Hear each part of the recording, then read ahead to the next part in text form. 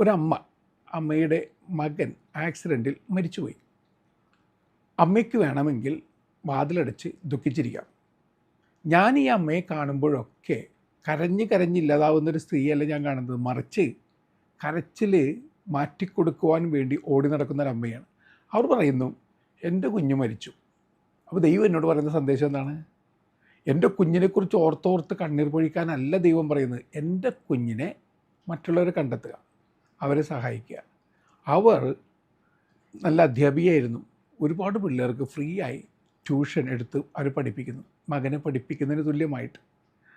ഇടയ്ക്കിടയ്ക്ക് മകൻ്റെ ബർത്ത്ഡേ വരുമ്പോൾ അല്ലെങ്കിൽ മകൻ്റെ ഓർമ്മ ദിനങ്ങൾ വരുമ്പോൾ അവർ ഏതെങ്കിലും അനാഥ മന്ദിരങ്ങളിലോ വൃദ്ധമന്ദിരങ്ങളിലോ പോയി അവർക്ക് ഭക്ഷണം വിളമ്പുന്നു. അവിടെ കഥകളൊന്നും പറയുന്നില്ല, കരച്ചിലുകളൊന്നുമില്ല. സ്നേഹത്തിൻ്റെ പങ്കുവെപ്പ്, സ്നേഹത്തിൻ്റെ മഹാവിരുന്നിലേക്ക് ഹൃദയപൂർവ്വം അവർ ആളുകളെ ക്ഷണിക്കുകയാണ്. എത്ര ഉദാത്തമായൊരു കാര്യമാണ്.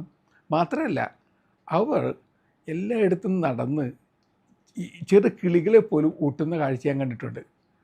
രാവിലെ തന്നെ അവർ ചെറു കിളികൾക്ക് ഭക്ഷണം വാരി വിതറി കൊടുക്കുന്നത് കാണാം. സ്വർഗത്തിൻ്റെ കാഴ്ച പോലെയാണത് എനിക്ക് തോന്നിയിട്ടുള്ളത്. വേനൽക്കാലത്ത് അവർ കുടങ്ങളിൽ വെള്ളം നിറച്ചു വെക്കും. ഈ കിളികളൊക്കെ വരട്ടെ, അവർ കഴിക്കട്ടെ. അവർ പറയുന്നത് ഇങ്ങനെയാണ്, അവറ്റകൾക്കും കാണില്ലേ ദാഹം, അവറ്റകൾക്കും കാണില്ലേ വിശപ്പ്, അവറ്റകൾക്ക് പറയാൻ പറ്റില്ലല്ലോ, മിണ്ടാപ്രാണികളല്ലേ. ഇത് പറയുമ്പോൾ അവരുടെ മനസ്സിൽ തെളിയുന്നൊരു ചിത്രമുണ്ട്. ഏതോ പെരുവഴിയിൽ ആക്സിഡൻറ്റിൽ പിടഞ്ഞു കിടക്കുന്ന മകൻ, അവനെ ശുശ്രൂഷിക്കാൻ ആരും ഉണ്ടായിരുന്നില്ല, അവനെ ആശുപത്രി എത്തിക്കാൻ ആരും ഉണ്ടായിരുന്നില്ല. രക്തം വാർത്ത് ദാഹിച്ച് വരണ്ട് അവനവിടെ കിടന്ന് മരിച്ചു.